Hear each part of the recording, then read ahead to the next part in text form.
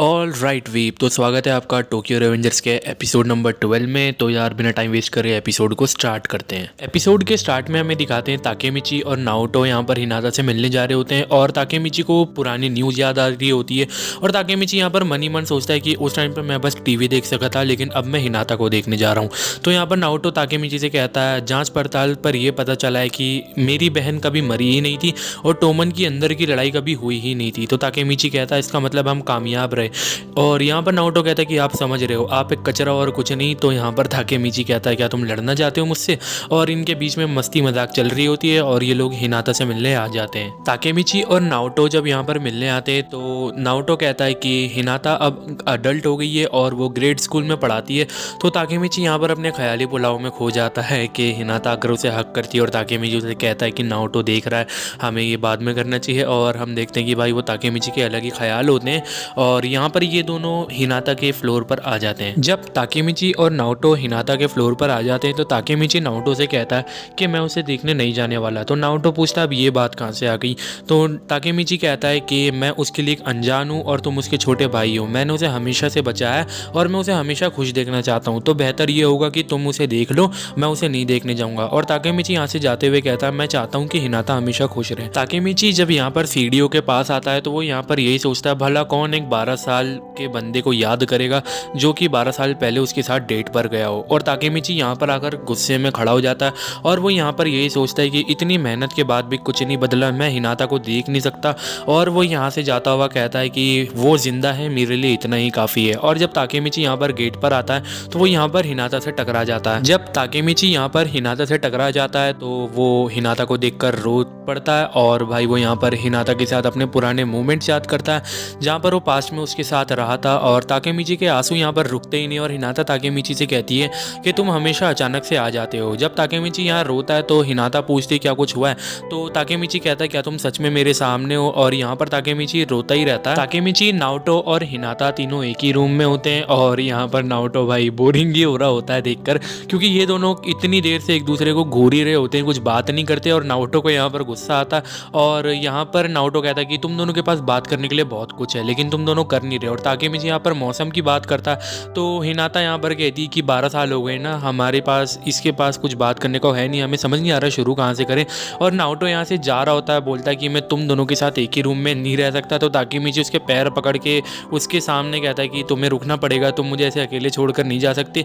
तो हिनाता यहाँ पर हंसती और कहती कि तुम बिल्कुल भी नहीं बदले। और नाओटो यहाँ पर कहता है कि कैसा रहेगा हम तीनों एक ड्राइव पे चले, मैं तो ये करना चाहता हूँ। तो हिनाता कहती है कि हाँ चलो हम ड्राइव पे चलते हैं। और ताकेमिची का ध्यान भी हिनाता के उस नेकलेस पर चला जाता है जो नेकलेस ताकेमिची ने हिनाता को पास्ट में दिया था एक गिफ्ट के तौर पे। ताकेमिची, हिनाटा और नाओटो तीनों ड्राइविंग पर आते हैं और मेरा भी सेम यही रिएक्शन है भाई जो यहाँ पर नाओटो का है। और नाओटो मन ही मन सोचता है कि ड्राइविंग पर ले जाने के बाद भी कुछ नहीं हुआ। और ताकेमिची का ध्यान हिनाता के नेकलेस पर जाता है, वो यही सोचता है क्या हिनाता उसे अभी भी, लेकिन वो यहाँ पर ये सोचता है कि शायद उसने हाल ही में मिलता जुलता नेकलेस ले लिया होगा। और यहाँ पर नाओटो को बैकअप कॉल आ जाता है और नाओटो की टीम को नाओटो की ज़रूरत होती है। तो नाओटो यहाँ पर चला जाता है और वो हिनाता से कहता है कि आप दोनों को काफ़ी वक्त हो गया बात करे हुए, आप दोनों को अब बात कर कर सब कुछ ठीक करना चाहिए क्योंकि आप दोनों अब अडल्ट हो। और नाओटो यहाँ पर हिनाता को चाबी देकर बोलता है कि मैं अपनी कार लेने कल आऊँगा। ताकेमिची और हिनाता जब एक दूसरे को देख लेते हैं तो भाई वो दोनों यहाँ पर शर्म के मारे अपना चेहरा अपोजिट डायरेक्शन में कर लेते हैं और यहाँ पर ये दोनों अकेले ही ड्राइव पर आ जाते हैं। ताकेमिची और हिनाता यहाँ पर ड्राइविंग पर आते हैं और हिनाता यहाँ पर कहती है कि क्यों ना हम इस जगह पर वॉक करने चलते हैं। और ताकेमिची और हिनाता यहाँ पर वॉक करने के लिए आ जाते हैं। तो हिनाता यहाँ पर कहती है कि ये जगह मेरे लिए बहुत यादगार है। और ताकेमिची कहता है इस जगह में ऐसा क्या है? तो हिनाता कहती है कि जिससे मैं प्यार करती हूँ मैं उसके साथ यहाँ पर लास्ट टाइम आई थी, मैं यहाँ पर काफ़ी वक्त से आई नहीं हूँ और मैं उसके साथ क्रिसमस ईव पर आई थी। तो ताकेमिची यहाँ पर सोचता है क्या हिनाता का बॉयफ्रेंड है? ज़रूर होगा क्योंकि वो एक एडल्ट है। और ताकेमिची का ध्यान उस नेकलेस पर ही रहता है क्योंकि वो नेकलेस काफ़ी टाइम पुराना होता है। और ताकेमिची यहाँ पर कहता है तो ये जगह तुम्हारे लिए बहुत यादगार है। तो हिनाता ताकेमिची को जवाब देती है। हिनाता कहती है मैं अभी तक उस बात को भुला नहीं पाई हूँ और मेरे ये समझ नहीं आया है कि क्रिसमस ईव पर मुझे ब्रेकअप क्यों दिया गया था। तो ताकेमिची कहता है मन में मैं ये सुनना नहीं चाहता, भाई उसे जलन होती है यहाँ पे।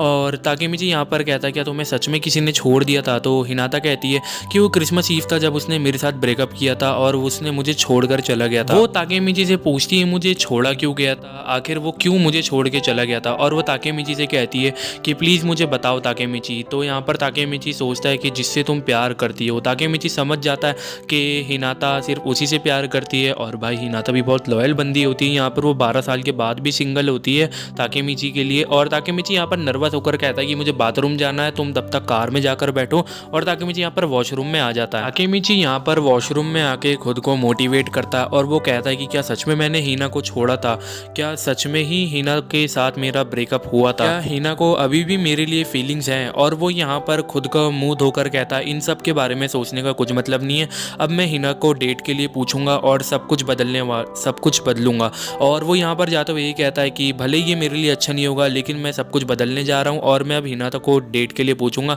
और भाई वो यहाँ पर खुद को ही मोटिवेट करता है। जब वो यहाँ पर उसके सामने एक आदमी आता है और वो कहता है क्या तुम कार में नहीं हो, और वो यहाँ से जा रहा होता है। ताकेमिची उसे पहचान नहीं पाता और वो कहता है मैं सोच रहा था कि तुम दोनों को एक साथ निपटा दूंगा। जब ताकेमिची उसके हाथ पर टैटू देखता है तो उसे याद आता है कि वो हानमा था और ताकेमिची पास्ट याद करता है कि हानमा के हाथ में भी वही टैटू था।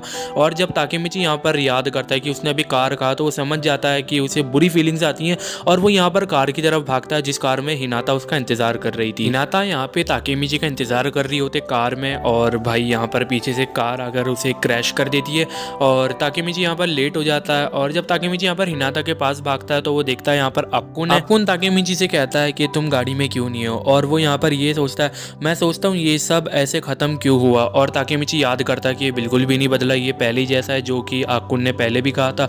और यहाँ पर ताकेमिची कहता है कि तुमने ऐसा क्यों करा, तो अक्कुन कहता है मुझे किसाकी का डर था।